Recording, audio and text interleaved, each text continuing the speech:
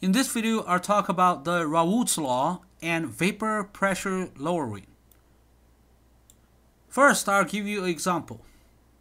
If we dissolve 1 mole sugar or sucrose in 9 moles of water, alright, and then we get a solution of sugar. And in this solution, again, we have this 1:10 ratio, molar ratio between sugar and water. So if we count the number of molecules, 10% are sugar molecules, 90% are water molecules. Now if we look at the surface of the solution, again 10% sugar molecules, 90% water molecules. Assuming, again, this is a homogeneous solution. In that case, the evaporation rate of water in this solution is only 90% of that of pure water, right? Because on the surface, you have only 90% of the molecules are water molecules compared to 100% on the surface of pure water. So that will reduce the evaporation rate of water. However, adding sugar into water does not change the condensation rate of water vapor. So imagine this water vapor on top of the liquid surface has the same surface area for condensation. So what does that tell us? If you dissolve sugar in water, that will reduce the evaporation rate, while the condensation rate remains unchanged. Therefore, we will observe lower vapor pressure, and it is indeed observed in experiment. But in some textbooks, you see this equation. The vapor pressure of a chemical A in a solution is equal to the mole fraction of A times this P naught of A. The notation is wrong because this naught denotes standard state. So in this equation, this naught should be replaced with this asterisk symbol. This asterisk symbol stands for pure. So really, you should replace this naught with asterisk. That's the UPAC notation for pure. And I'm going to explain this equation again. So over here, let's look at this one. P asterisk of A is the vapor pressure of pure A. And then what if I have A in a solution? It's no longer pure A. Somehow, if you can compute the mole fraction of A, and then we have this mole fraction of A, which is less than 1, multiplied by the vapor pressure of pure A, we will be able to get the vapor pressure of A on top of the surface of that solution. Make sense? The vapor pressure of A in a solution is proportional to its mole fraction in the solution.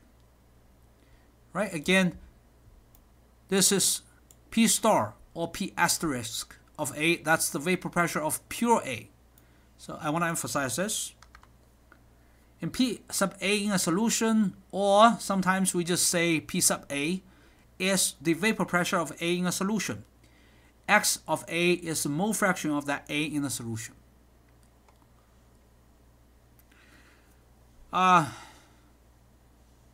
It may sound strange, but the vapor pressure of A in a solution only depends on the mole fraction of A. So we don't care about the type or nature of all other chemicals in the same solution. It can be anything.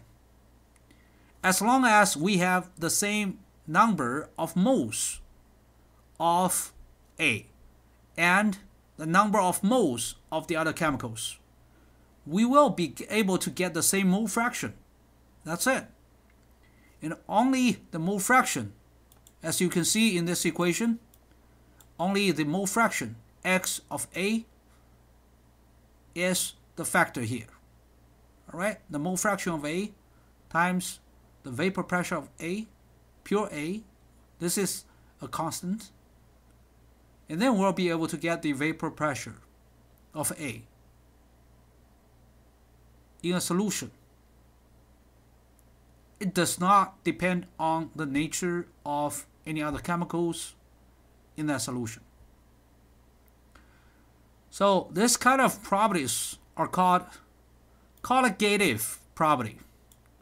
Colligative properties depend on the number of particles, but not on the type or nature of the particles. Particles are just a general term for molecules, ions, atoms, etc. Now let's look at one practice problem. The water vapor pressure above pure water is 1 atm at 100 degrees Celsius. And then I'm going to add sugar in water. I will add 99.5 grams of sugar or sucrose in 300 grams of water. I'm going to use the same 100 degrees temperature. My question is this: will this solution boil against 1 atm external pressure? I'll let you think about this first. How can this water boil? Well, as long as this liquid water can produce 1 atm water vapor pressure or higher than 1 atm pressure, it's going to boil. So the question boils down to another simpler question. What's the water vapor pressure of this sugar water? Now let's look at the molar mass of sucrose. It's carbon 12, hydrogen 12, oxygen 11. You have 144 here for the carbon, 22 from hydrogen, 176 from oxygen. Oxygen is 16. 16 times 11, that's 176. 176 plus 144 plus 22, you get 342. You can also Google this number. It's, again, 342. More accurately, 342.3 gram per mole. Well, this is because the mass of a carbon is 12.01 AMU, I believe. The mass for hydrogen is 1.008 AMU.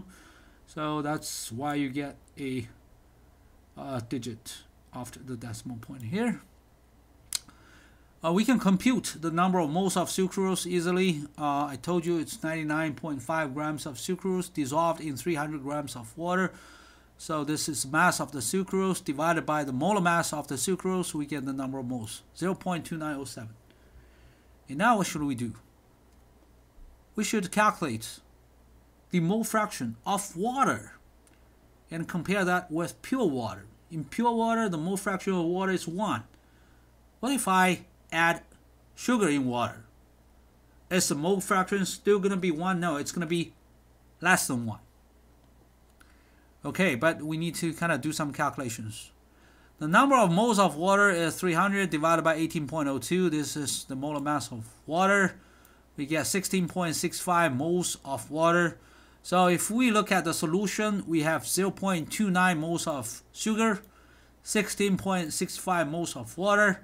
What's the mole fraction of water? We do this division. It's 0.9828. It's less than 1. What's the vapor pressure of water on top of the surface of the sugar water solution? It's 0.9828. The mole fraction of water times the vapor pressure of pure water under the same condition. So what condition? Well, in here we said 100 degrees. 100 degrees, all right?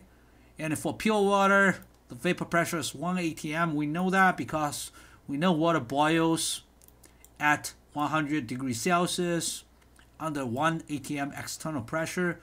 That tells us the water vapor pressure is 1 atm at this temperature.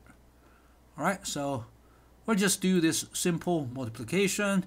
0.9828, again, this is the mole fraction of water, times the vapor pressure of pure water at 100 degrees Celsius. It's going to be 0.98 atm. That's the water vapor pressure above this sugar water. It's not going to boil because this water vapor pressure is lower than the external pressure. It's not going to boil. And what does that mean? You need to increase the temperature a little bit to boil this sugar water.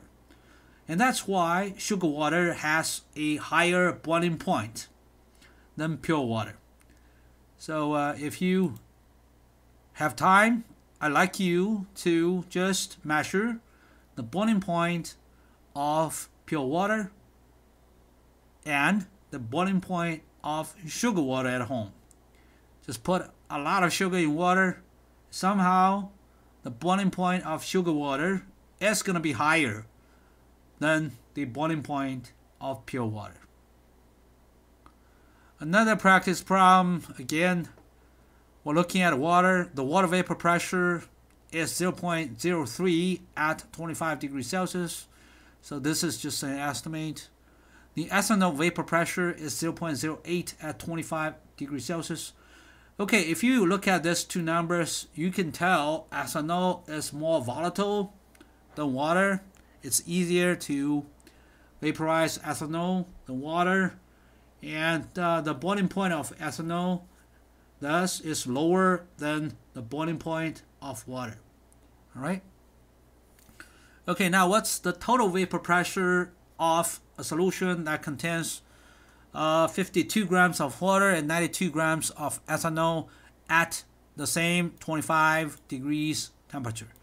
All right, again, I'm not giving you really accurate numbers here, so we're going to just estimate the total vapor pressure.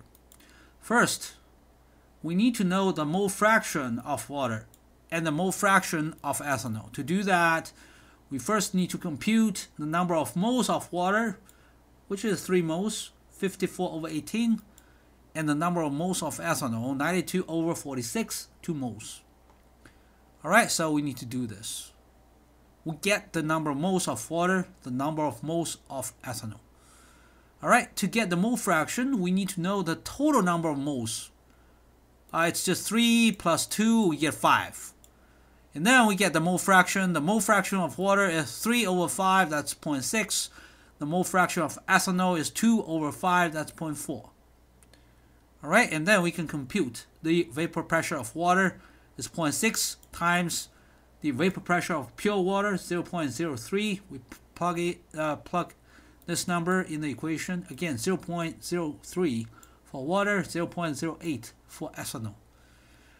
All right, and then we get 0.018 atm for ethanol. We have the mole fraction of ethanol times the vapor pressure of pure ethanol. We get 0.032. And we sum it up. Okay, we sum up the water vapor pressure and ethanol vapor pressure. The resulting total vapor pressure is 0.05 atm. All right, done.